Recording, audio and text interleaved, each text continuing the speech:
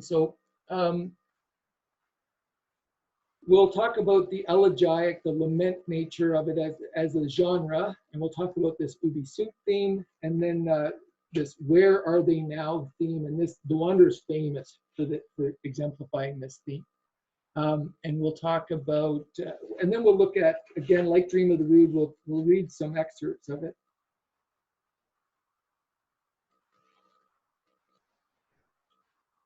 So one of the things that stands out for me, at least, when reading Old English literature compared to much of the literature of the West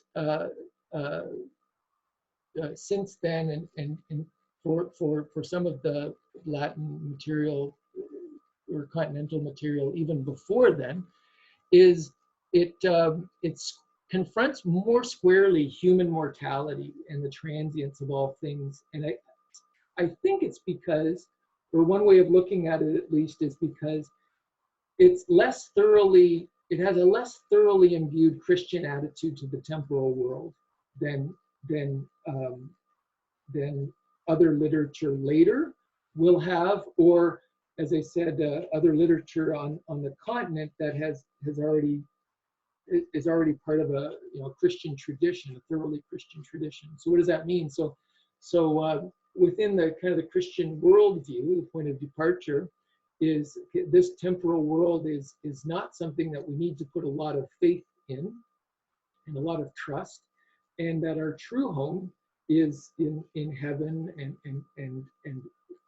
with Christ, with God, after our deaths. So death, in a way, is it's kind of a positive prospect in the sense that this veil of tears, this existence where we're separated from the divine, is overcome, and we are reunited with that divine presence. So as I said, so that Christian kind of point of departure can see mortality, the transience of this world, with more of a distance. So the kind of the great epic of the Middle Ages in any language. So if you look across the Middle Ages in Europe, the great epic, we could say, is the Divine Comedy by Dante. Okay, so the Divine Comedy by Dante, written in the early 1300s. Okay, so Dante is an Italian poet writing in Italian, and one of the, if not the greatest work in Italian literature, is this work broken down into three books: the Inferno, the Purgatorio. So the Inferno takes place in hell, Purgatorio takes place in purgatory, and then Paradiso takes place in heaven. So the three books together consist of what Dante called the Divine Comedy. Okay, so we wander in a wilderness, we can experience sinfulness and distance from God, which we see in its darkest examples in the Inferno. We need to purify ourselves. We see that happen literally with souls who are going through purgatory for generations, until they get closer and closer to, as they ascend the Mount Purgatory, they get closer and closer to heaven. And then we see the kind of the divine goal. So human existence, both in the world and from a cosmic perspective, is seen as a comedy that, despite setbacks you may have, whether it's in the political arena and in the real world, whether it's in your own personal life, these are not tragedies. These are not things to lament. It's part of if you see a comedy, whether it's a situation comedy on television or what have you, there's always a hurdle or a problem that is overcome, and the couple gets together at the end, and it's all funny, because the goal, the ultimate outcome of the action is always redeeming. it's always redeems and more than makes up for any suffering that went on during the way, along the way. So existence as such for the medieval Christian worldview, for a Dante, for instance, is seen as comedic, as having this redeeming quality at the end. You know, in the grand scheme of things, a little suffering here is nothing to cry about. Okay, so that's the Christian worldview. If you don't have that worldview, then and existence here is to some extent maybe all there is. You know, if your attachment to your Lord and your kinsman in the mead hall is all you have, then losing all those comrades, losing the Lord, and being, as the speaker of this poem is, the wanderer, alone, lamenting the fact that he is alone, and that he has lost these connections. This is ultimately decisive. This is not just something that, oh, well, it won't matter a hill of beans once I'm in heaven. This is something that is a profound and all-defining experience that has left one, let's say, rudderless, without a sense of purpose. Okay, so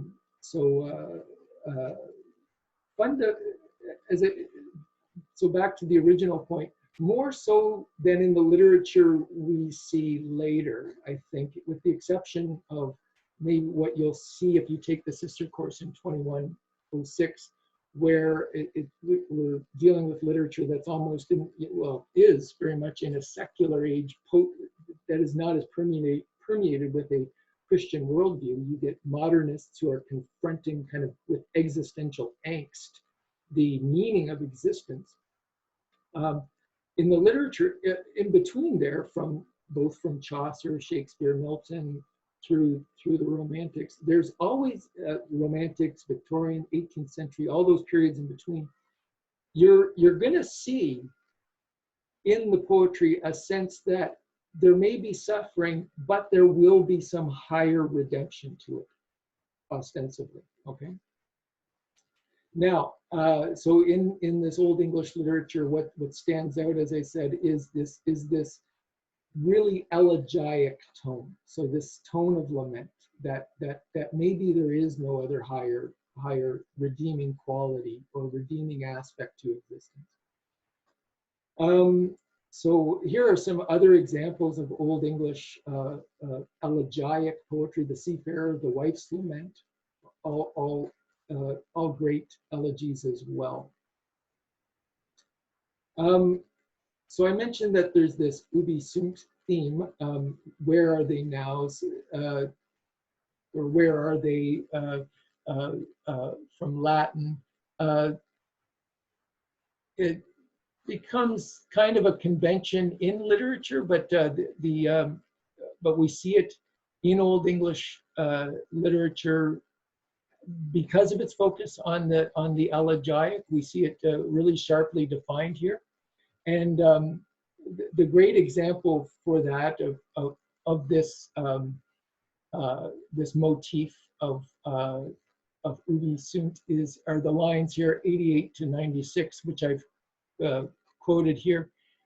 These are the words of the wanderer. Okay, so he who deeply considers with wise thoughts this foundation and this dark life, old in spirit, often remembers so many ancient slaughters and says these words: where have the horses gone?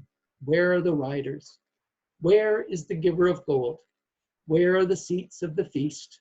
Where are the joys of the hall? So there's the mead hall. Oh, the bright cup, oh, the brave warrior, oh, the glory of princes. How the time passed away, slipped into nightfall as if it had never been. So you can feel, and I think that the comment I read from Hannah was a good one, that the sense of loss does speak to, is a timeless kind of experience that is being spoken here, I think. And I think it utters it in a in a haunting way. Oh, the time passed away, slipped into nightfall as if it had never been, as if what's being remembered by the wanderer, those events in the mead hall with the friends, as if they might as well have never existed.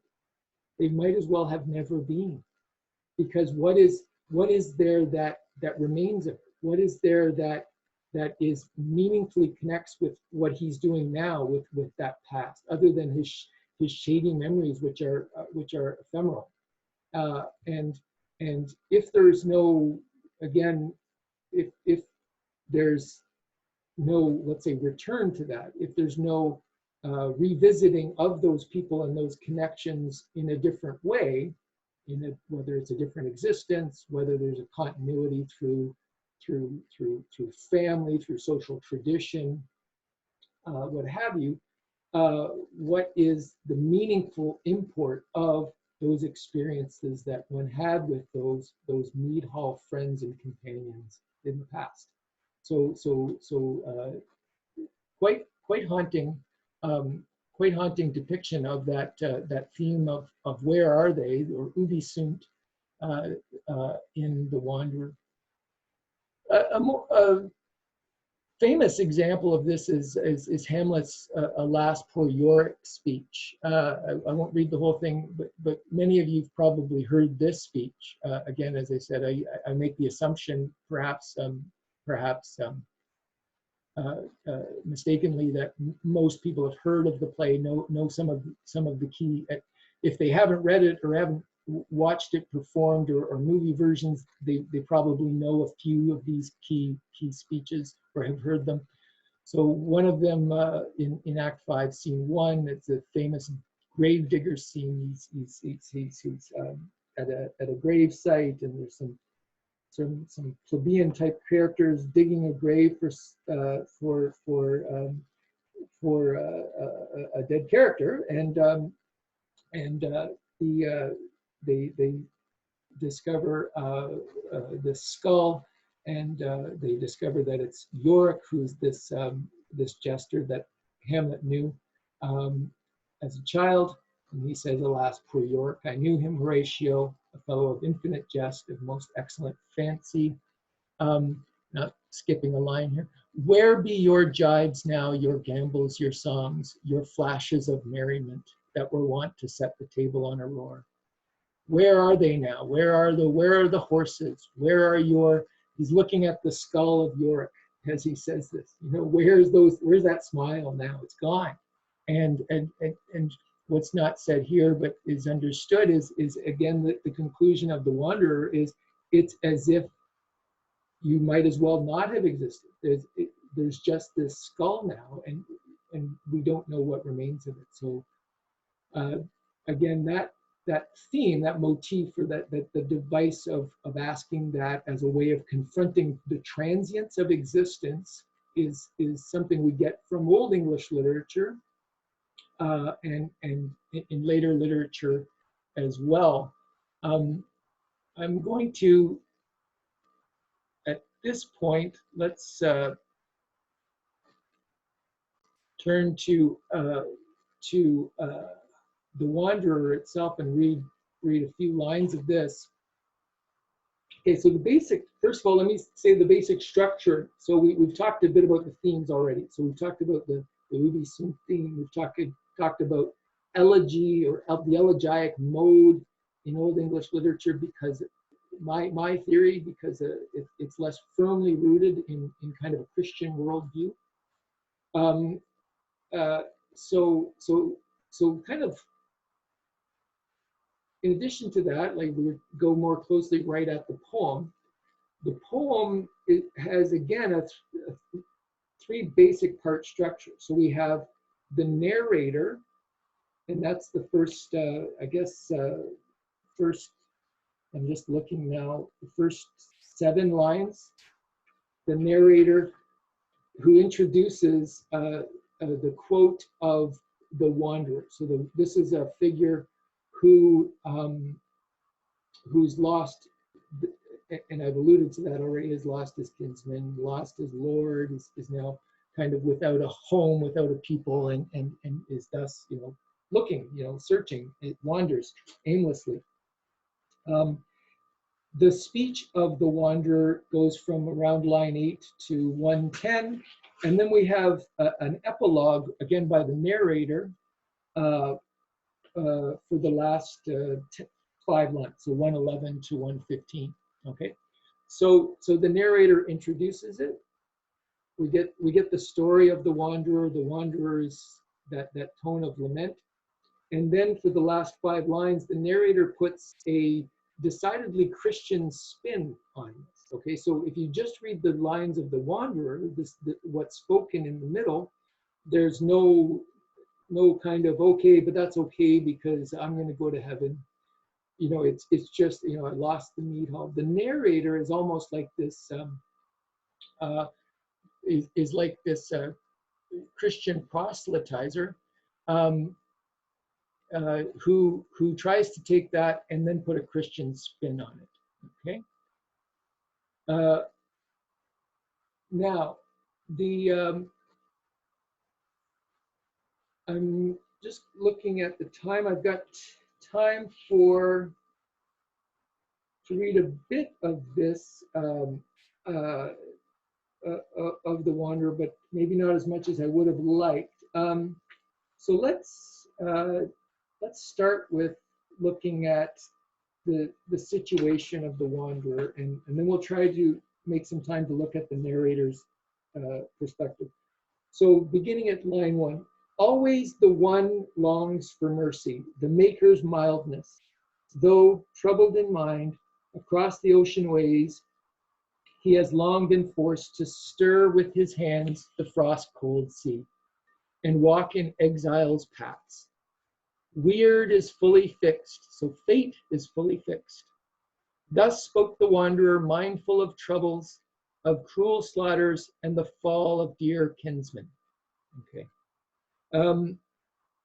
So according to this translation, who's put in the quotation marks, this is where the words of the wanderer begin. But this is the most consistent in my view. Other editors put the quotation marks slightly different. Often alone, every first light of dawn, I have had to speak my sorrows. There is no one living to whom I would dare to reveal clearly my deepest thoughts.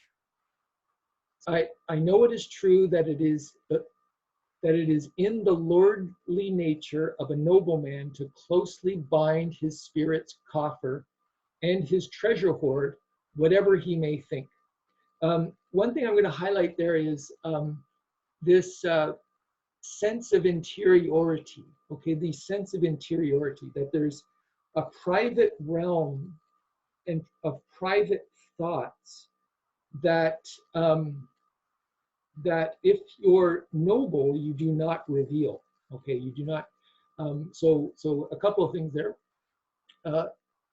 This notion of interiority is not necessarily universal. You don't see it as much in the Greco-Roman tradition until much later, and how it's connected here with what's considered noble in